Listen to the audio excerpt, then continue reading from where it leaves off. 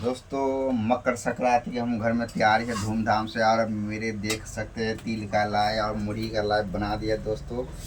और ये देखिए सूप के तर में बांधा एक बोरी बना के रख दिया है, जिसमें देखिए अभी तिल का लाई बनने के लिए रेडी कर रहे हैं।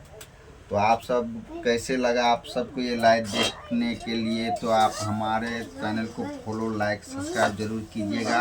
और कौन कौन घर में लाइव बनाए वो भी कमेंट में कीजिएगा।